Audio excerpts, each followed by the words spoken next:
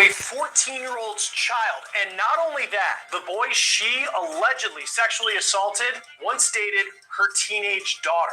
And not only that, her teenage daughter once brought this boy to a middle school dance, and the suspect in this case allegedly was the chaperone. This is a disturbing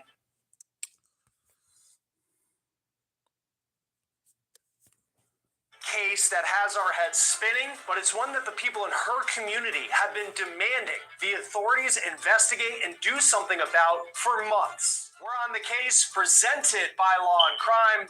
I'm Chris Stewart.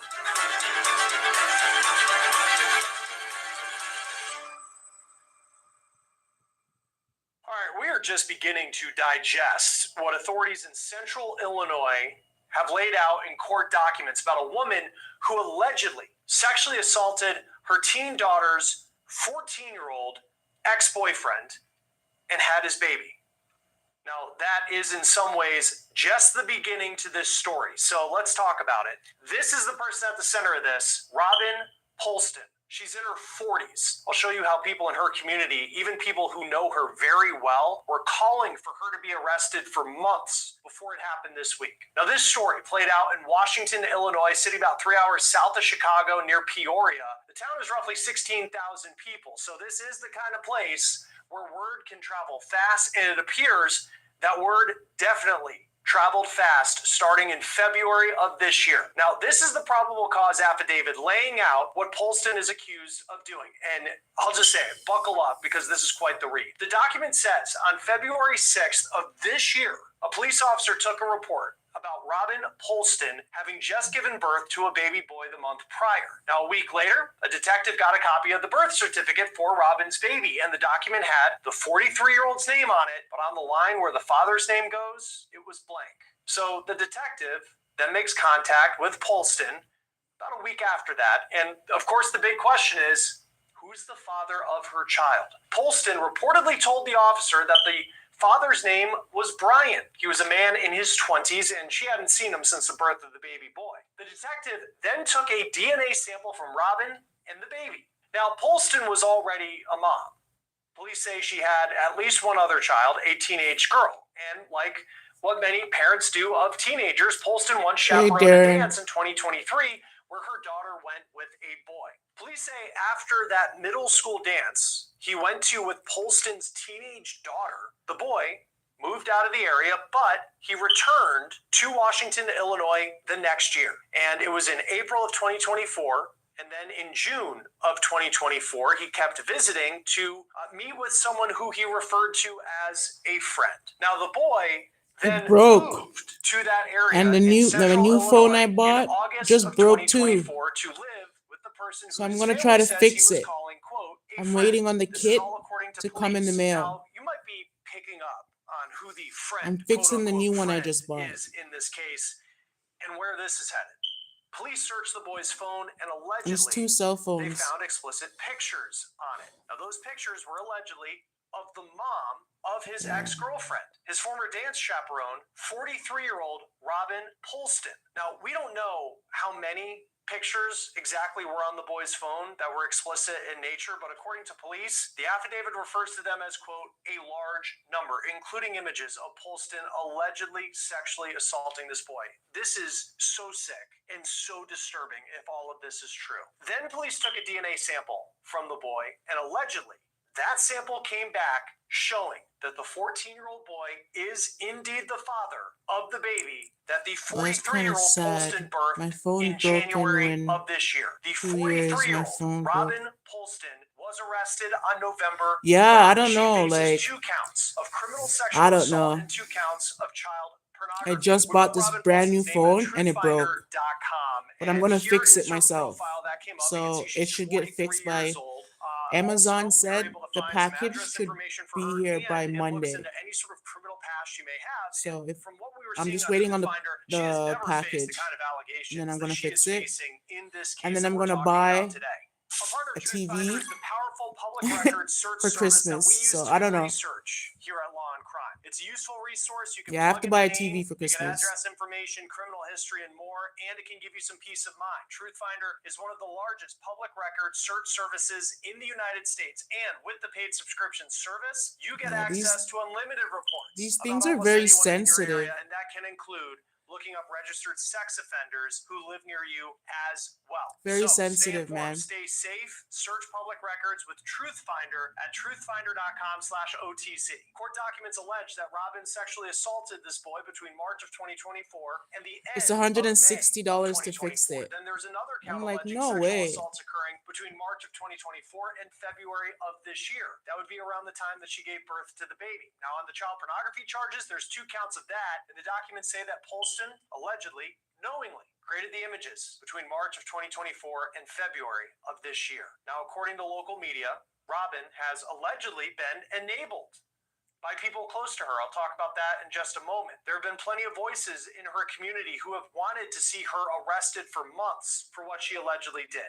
Look at this post here. This is by a man who says that he used to be a brother-in-law of Robin How did your Polston iPad back in break? April, in a post that is still posted on his page publicly. It's the pinned post. He writes, quote, reposting just because it's absolutely disgusting that Robin Polston has not been taken into custody yet. If this was a male, it would have been game over from day one. Also, she's still going to her kids' I'm definitely gonna upgrade for Christmas.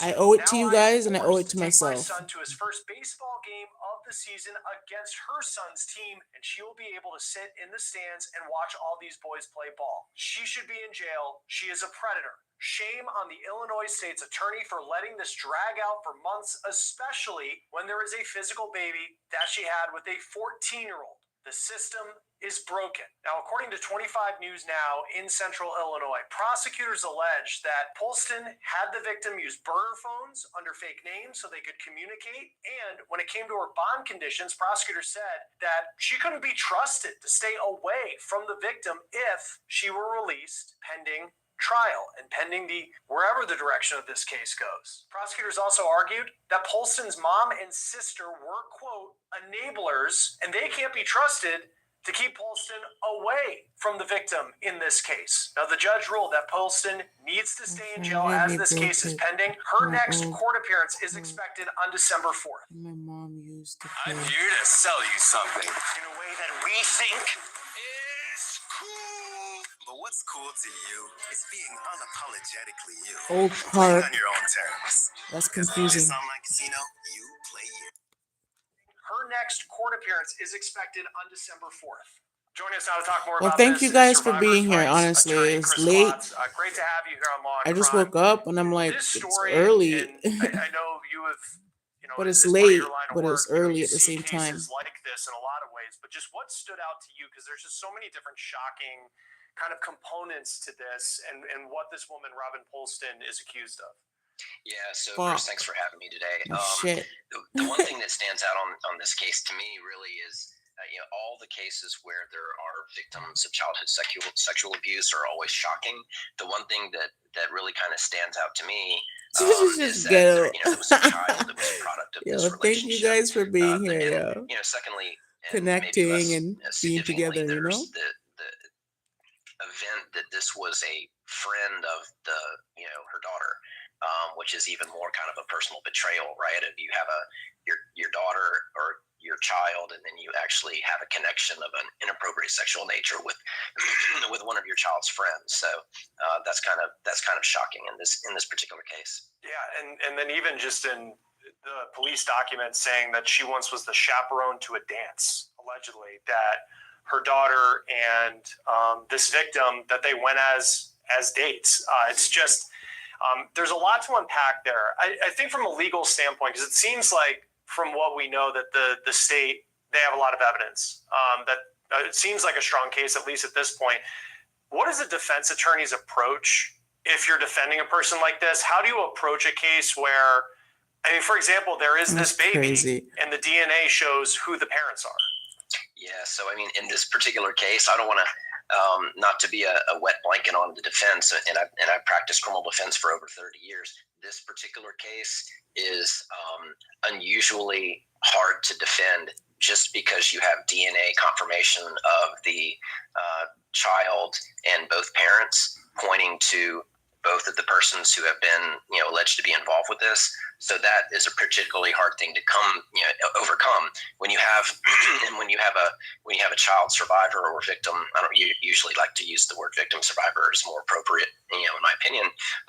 But when you have a DNA confirmation, and then there's no ability for somebody that is 14 years old to consent to have sex with somebody who is the 40 age years of old. the mother in this particular case. And I know that she was at least approximately 20 years older than the young man. And so there's really no ability to give consent. So in this particular case where you have DNA confirmation and you have text threads back and forth between them, and then you also have some type of photographic evidence, which I'm assuming includes both of them. From some of the articles that I read, it appears that they had recorded some of their physical encounters with one another.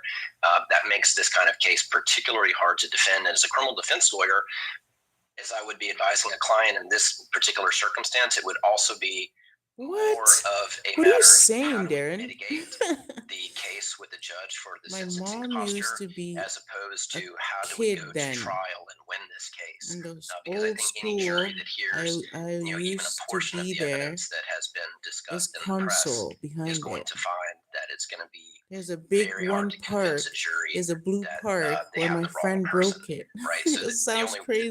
the way to win this case I'm is not to mad show at that, hey, I'm JB not the anymore person who actually had because sex with this my young man. old phone, my sister have And my with the old evidence they phone, have, that and I sounds like don't that's going to know be an insurmountable hurdle how to get over. old is What is God that fix. conversation? Like, how soon is that conversation with a client where, maybe they in their own mind, and I don't know Robin Polson, but, maybe, there's something in her mind where she doesn't think that she is as guilty as what's been alleged says. I mean, how soon is the conversation, the real client to lawyer conversation of this may not be about getting a not guilty, this is about Come seeing back, everybody. that you don't go Come to jail back, for the rest of your 2 life. people. Right. And so, every lawyer has their different style of practice with that. I tend to be very upfront with clients when I meet with them. I don't do criminal defense very much now, since my main focus is on representing survivors of childhood or adult sexual abuse. But the kind of conversation that you have with the client starts the day they come in the office when you find out the facts. You have done some due diligence. You'll have usually read the articles. Quite frequently, you'll have a copy of the police report or the criminal affidavit in this particular case, which I think has been made public. And you'll say, hey, listen, this looks to be what the evidence is. And then you have a conversation about, what is your theory, client, on how we could possibly go to trial and win this case? And that is kind of almost a rhetorical question, because I already know the answer because I've seen the evidence, but I want to see what the client's attitude is. And in this kind of case where you have almost overwhelming evidence, it's going to be a conversation about, this is the evidence against you. You have a choice to make. Do you want to go down a path towards trial, or do you want to go down a path towards some type of negotiated plea? And if you're going down a path for a negotiated plea bargain, so you have a new what the phone potential now. outcomes might be. Darren? That choice is always up to the client. I've had plenty of clients in my career where we've had overwhelming evidence, just insurmountable, overwhelming documentary, photographic evidence, and the client has still exercised their constitutional right to go to trial. That's always the client's right to make that choice. So the lawyer doesn't make the decision for the client, but the lawyer needs to, if they're doing their job right, let the client know what the likelihood of particular outcomes are, which, in this case, if she decides to go to trial, there could be a guilty verdict with a sentencing to follow. There could be a not guilty verdict, which wouldn't appear very likely in this case, or there could be some type of mistrial. The other way that a case like this could go, let's say, for instance, there was some type of misstep by the police department in gathering the documentary evidence. Let's say there was some type of warrant issue and they didn't get a warrant appropriately when they seized their phones, or they didn't Mirandize the accused defendant when she gave a statement. If the lawyer was able to find a way that there was some type of Fourth Amendment violation or some other type of constitutional violation where there could be some evidence excluded, that could go to the decision-making process that the client has to engage in about whether they want to enter a plea or whether they want to go to trial. Crazy.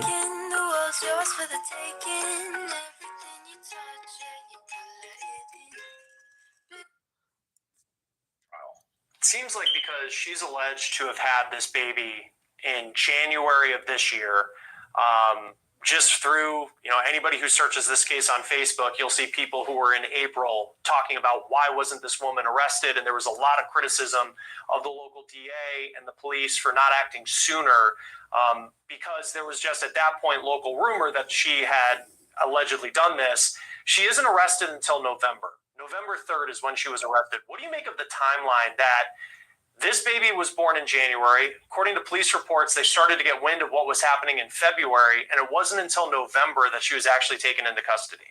Yeah, so there could be some very simple explanations for that trajectory of time. The main state where I practice in is Florida, but I'm also licensed in Mississippi, Alabama, and DC. And each one of those states has issues with their crime lab. I know that there was a DNA sample taken in this case. In order to get the DNA sample, you have to have a police officer that goes to a judge, or a police officer that goes to the state attorney and says, hey, we need to apply for a warrant. And so there's the time that it takes to get to a judge, to get them to sign a warrant, to take DNA samples. And apparently, from what I understand from reading up about this case, is they took a DNA sample from the baby and the mother and the survivor child. And so they had to get 3 DNA samples. Depending on the backlog at the state crime lab, or maybe an outside third-party private service that they may have used to do the DNA samples, that can take weeks and weeks. And so I have seen backlogs in state crime labs that can last months to get results. So it could be something as simple as they had to get the DNA samples done, they had to get warrants, and they were investigating by interviewing witnesses. Also, when law enforcement seizes a cell phone or a computer, sometimes the diagnostics and the forensics on electronic devices like computers or phones can take weeks also. So it could just have been a matter of it took a while to get all of the evidence together. When it comes to sex abuse cases like this, and we've covered a lot of cases, for example, where you might have a teacher who ends up sexually abusing a student. In this case, you have a woman in her 40s accused of sexually abusing and then getting pregnant with a 14-year-old. I don't know what was going through this woman's mind. I don't know much about her personally other than what's been reported to this point. But typically, what is the dynamic where it gets to a place where something like this can actually happen? Yeah, and so I can tell you in my career, I have represented several women who have been accused of abusing underage males, and without fail, and I know this is anecdotal, but in every single case that I have seen, and I don't know anything about this case, right? I don't know anything about the defendant's background in this case, but in every case that I've seen, the person who has been accused of abusing the child has their own history, sometimes very serious history, of being sexually abused themselves. And that's a common theme throughout the world of sex assault. And you find that there's a very high percentage of perpetrators who are themselves victims of sexual abuse as a child or an adult.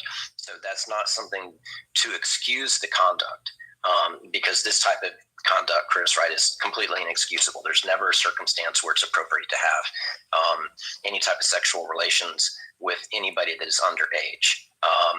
But it does give some insight as to why the conduct happened. I can give you an example. I represented a teacher in one of the states where I'm admitted to practice, and she had a long-term sexual relationship with a student, and that individual ended up having a significant history of having been abused. And when you go in front of a judge and you say, Judge, it doesn't excuse the conduct, but here's an explanation as to why my client might have some type of issues or unresolved trauma that has resulted in them having this particular proclivity. Here is at least some background as to why it has happened. Here is the science, and here's the research, and here's the studies showing that children who have been abused themselves have a higher percentage of becoming abusers in the future. It does make it at least a little bit more understandable and there may be an element of a sympathy that a judge might take into consideration as to why this person has these particular sexual deviant interests. And then when I think of the 14-year-old in this case, who is at 14 allegedly the father of a baby that's now almost 1 year old, has been through allegedly an incredibly traumatic experience. You work with survivors of sexual abuse. I mean, what type of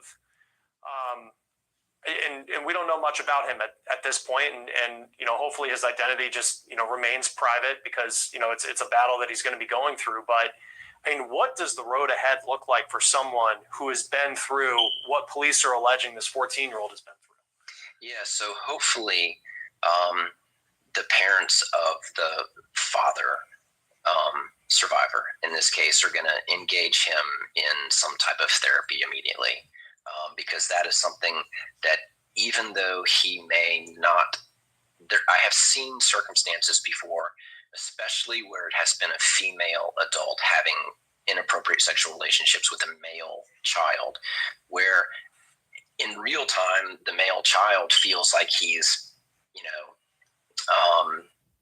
superior. He probably feels good for it. He's like, yeah, I have your mom sucking my 14-year-old pee-pee. What's the word I'm looking for? It almost feels like it's okay. Yeah, it feels and good. I've had a case before where I've had a young male who was having a relationship with a very much older woman. He was under 16, and he showed his friends pictures of them together, and stories of them high-fiving in the hallway, that he was having a sexual relationship with a much older woman, and almost as if it was a degree of conquest for him, to be having sex with an older woman.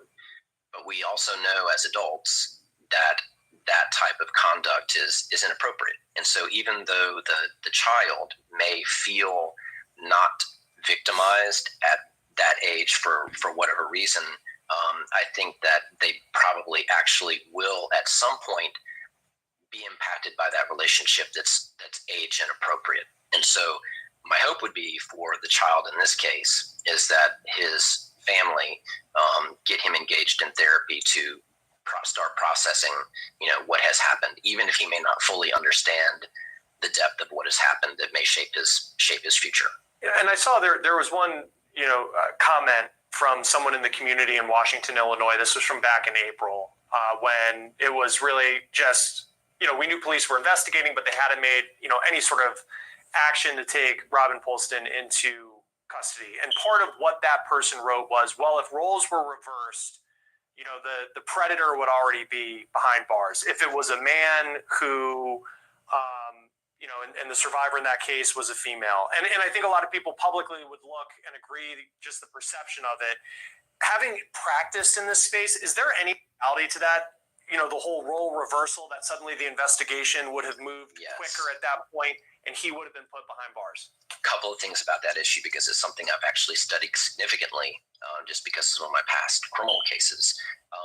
There is, whether it's right or wrong, I'm not here to discuss whether it's right or wrong, but there is a perceived difference in dynamic if the victim is a boy versus if the victim is a girl.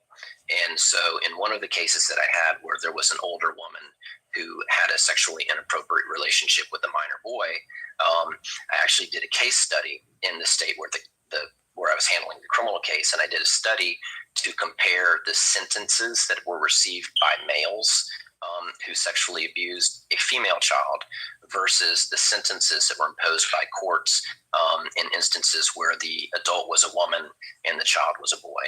And there was a pretty significant disparity, and there is some type of societal difference between those two situations where the adult is a male versus a female. And so I kind of agree with you that if the perpetrator was a male, there may have been different treatment. But like I said, the treatment could be explained simply by time lags in evidence processing. But there usually will be more of a public revulsion to a male perpetrator versus a female perpetrator. Yeah, and we'll see how this case plays out. Still very early, but some incredibly shocking allegations coming out of Illinois. Chris Klotz, survivors' rights attorney. It's great to have you on Law and Crime. Thanks for walking through this case with us. We appreciate it. Yeah, thanks, Chris. Thanks for having me anytime. Polston is next expected in court on December 4th and will remain in jail until then. That will do it for On the Case, presented by Law and Crime. Subscribe to us on YouTube. What and else Spotify. to I'm Chris watch Stewart. at We'll see you 2 in next the time. morning? Major twist in the love triangle murder case. The heck is this one?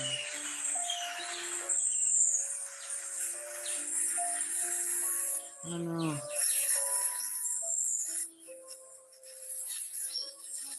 Oh, this one's A crazy. man allegedly drove hundreds of miles all the way to Maryland to carry out a brutal double murder. Then he was found on the beach in Florida. David, come here. This guy's on the beach after he killed David, right? killed his wife David? with another What was the woman. motive behind this heinous act carried out while children were in the house? We're breaking down everything we know as the case is supposed to land in front of a jury. And I'm scared to Here we go see. outside. I'm Elizabeth These Milner, people, and man. This is Inside the Crime.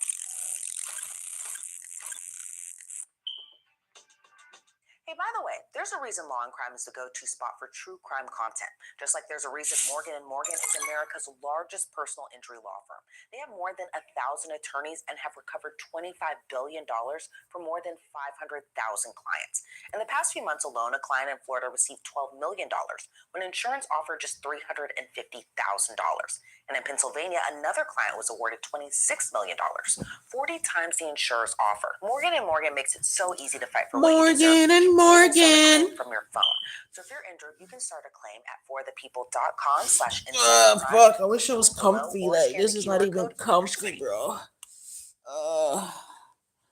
Police say not only was this a heinous targeted double murder, a crime they described as full of rage and anger, but if that wasn't bad enough, the murders were carried out while children were in the house. Crimea Baker and her boyfriend Sean Lang had a beautiful blended Come family. back, Crimea people. had 3 children from a prior relationship, and her 4th and youngest child was with Sean. But still, Sean treated all of the children as if they were his. But that beautiful family is now forever torn apart. Talking. On August 25th of 2024, deputies were called to Crimea and Sean's home, where they discovered the Damn. couple dead. Frederick County Sheriff Chuck Jenkins said the scene was horrific. Sean and Crimea had been shot more than 40 times, at close range too. The sheriff said this was a heinous targeted double murder, a crime of rage and anger. According to a previous report by NBC Washington, the initial investigation revealed the couple were shot around 1:30 in the morning. So who could burst in their home so early in the morning to kill them so viciously? Detectives said there was no indication the killing was random, meaning the victims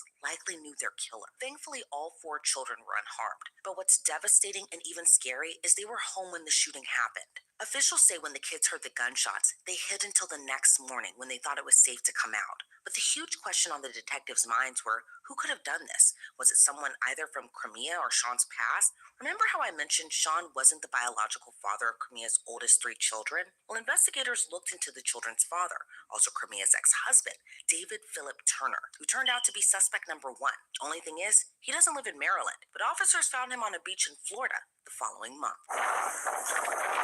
David, come here. David, come here. What are you doing, Bella? Bella. My cat. It's dark. You can't even see her.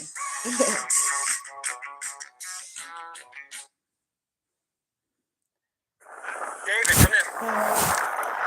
David, right? David? David?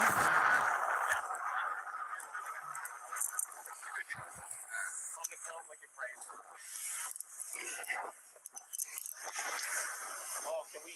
Oh, we can't do that. Stop. It's okay. Stop. No. No. What's your name, man? David. Okay, David. Go on. We're gonna walk back over. Give her the keys. Real quick. Hold on. Just relax. Charlie 40 on 1. We have 1 detained at 1750 South Ocean Boulevard. I Can need you please to pull up charge case the number? iPad. Everything is 10. Okay. Keto. Just a second. You said Don't you want to need give the the car more keys. people. Who Okay, do I we'll do that have in a minute. to Well, charge? just real quick. The We gotta iPad make is sure at the warrant's even good 10%. for you. In the meantime, everything is Mine's at Where is- 91%. Where are you staying at? On my phone. Is that where your car is at? Because we can't give you your keys and everything to her. No, Man, it's not can you my back car. up a It's little not bit? her car. That's her car. Okay, no It's big okay. deal. We're the police. You know how it is, right? Yeah. I appreciate cooperation, man. Okay, I'm gonna take everything out. We'll talk about giving it to her in a minute. Let's get off the sand, man. It's hot. Everything's crazy. Guy's on a date. Good to feed, sir. Spread the feet all the way. Thank you. Step on your toes. Charlie 40 up, Delta 24, Charlie 44, Tango 2, K9 75. Please call forward. I'm sorry, you're not allowed to play your microphone. I'll take it. For a table two. 10-4. For now, Charlie 44 and myself are on the beach side, and I'll give you the other unit when I get off the sand. 1922. But wait, y'all said y'all checking the Nice. warrant? 1922. Where are you from, Darren? What was the issue? I'm not sure. I'm in Canada. Points of America. You got a farm scar here. Points of America one's right here. Yeah. I just like to know because, you know, it just makes me appreciate how we can connect with each other, you know, even though we're like different parts of the world.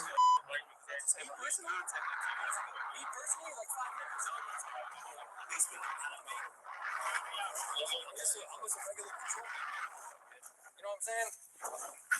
I just work the beat, listen, spend the night speaking about it. It's a big building. Address is 1922. That's I'm under arrest. I live in Ontario, Canada. Well, you're being detained pending warrant confirmation, but the warrant's pretty much confirmed, my friend. What is it for? I'm not sure. I was sent here by my boss. I'm just a patrolman, dude. I really mean that. Okay. Alright? Still 15 dispatch. I'm correct to the address.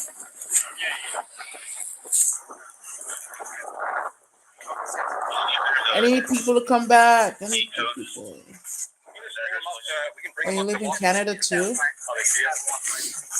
That's good. Any year that has the gate code for 1922 South Ocean, I don't pay anything. My and it has- fellow Canadian. What do you do for biceps, bro? Okay. Nothing. He's naturally jacked. I mean, I worked out a long time ago. Yeah. Not anymore, yeah. You play ball? No. No, did you play ball when you were Oh, yeah.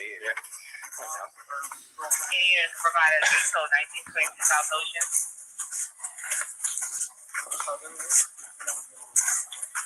I love Canada. I'm happy I'm Canadian.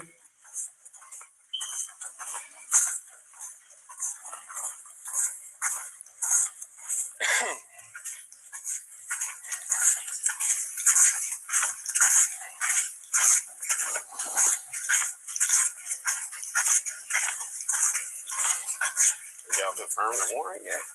We're just walking on the sand, dog. I mean, I gotta get you Oh, in my it is, car so- in the AC. I gotta okay. call it in, all right? Well, I mean, I assume it is one of y'all sent out here looking for me, but Yeah. And I mean, look, we don't do nothing by accident. I mean, sometimes police do, but for the most part, nothing really by accident. You know what I'm saying? no, I was just saying, like, I had police contact like 2 days ago. Yeah, I heard about that. Yeah, so I'm like, why didn't you just arrest me then? I don't know why. That was my answer. Yeah, but yeah, I was like, why didn't you just arrest me? Maybe it's one in Fort Lauderdale to handle it. I don't know.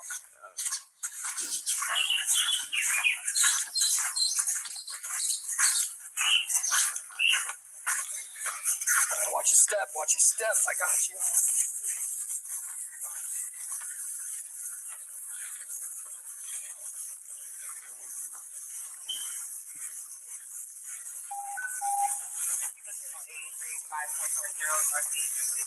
Calling by Bill walked out with the 601 in his hand during a complaint at southbound Federal Highway, like by Bill with on his foot, like in a pink bag.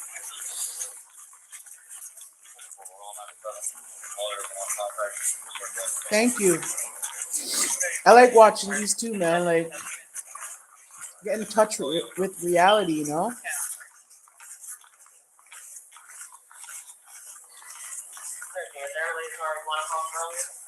See how regular patrolman I am? I'm dealing with iguana calls, bro. I didn't even expect to be out here today. 34 and 27 Northeast and back. 67 Northeast and broker staff driver. All right, that's a little more. Vous êtes le patron de Temu, n'est-ce pas? Oui. Comment pouvez-vous encore manger aussi tranquillement ici? Vous n'aviez pas dit qu'on pouvait avoir une tablette pour $0 sur Temu. C'est un mensonge. And she's got Sam with a screwdriver because I thought I was serious. Your car? Yes.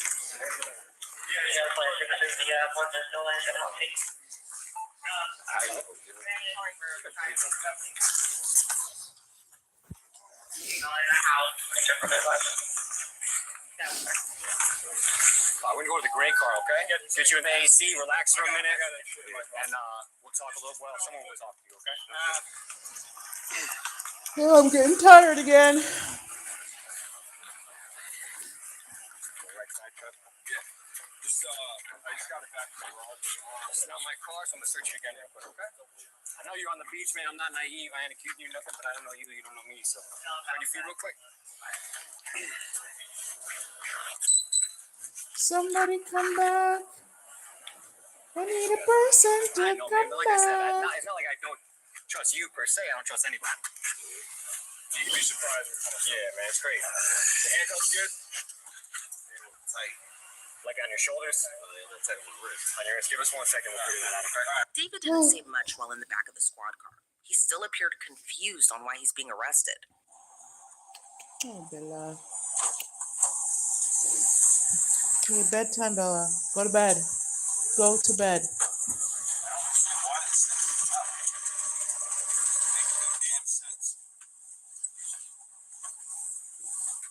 said y'all still confirming the warrant, right?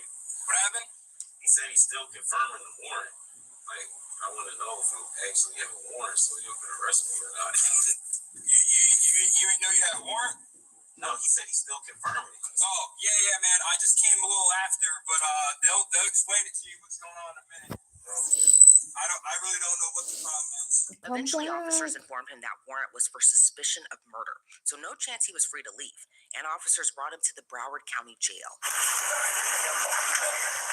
Oh, It's like a mess shit. with him. When you just he loves it. Why not? Man, human beings is human beings, dog. You know what I'm saying? I ain't a judge, I ain't a jury, I ain't an executioner. I'm just a delivery man. This work. This way. You know what I'm saying? More of us acted that way, maybe each other.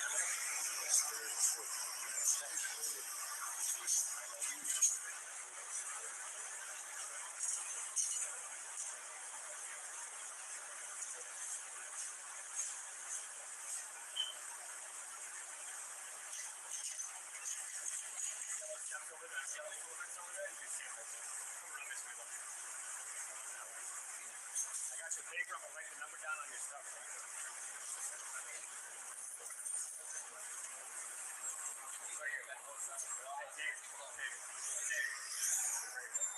Oh.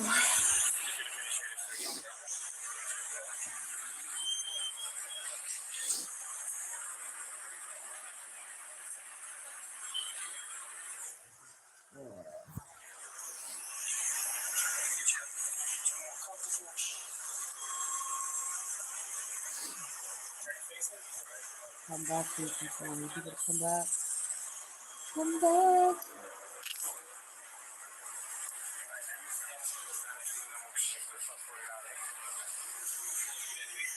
Yeah, it's right here.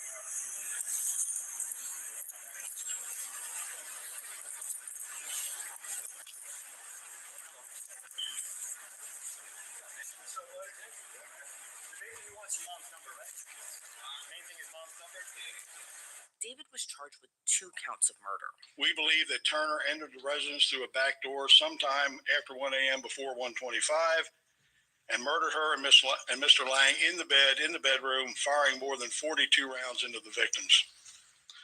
Like I've said before, this is a heinous violent crime, a targeted double murder, a crime of rage and anger that shocked Frederick County to the core. Our detectives have worked tirelessly 7 days a week to find the person responsible for the murders, pursuing every lead possible. Sheriff's Office detectives, along with the local FBI agent, traveled to Miami last week to execute a search and seizure warrant on Turner's apartment and on his vehicle.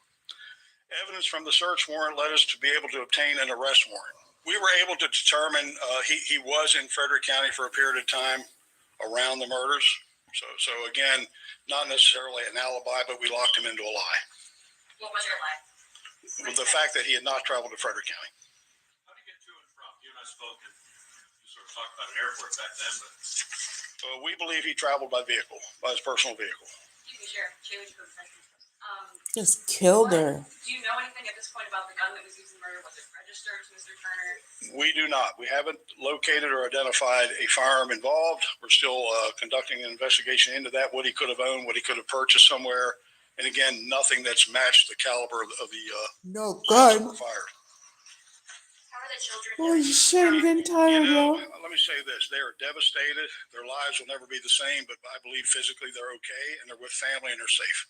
According to CBS News, David later waived his bond review hearing and was ordered to be held without bond. By December of 2024, he was extradited from Florida to Maryland. He was supposed to go on trial this year for the double murders. Then he reportedly fired his attorney, which delayed the case even more. But a new trial date was put on the calendar.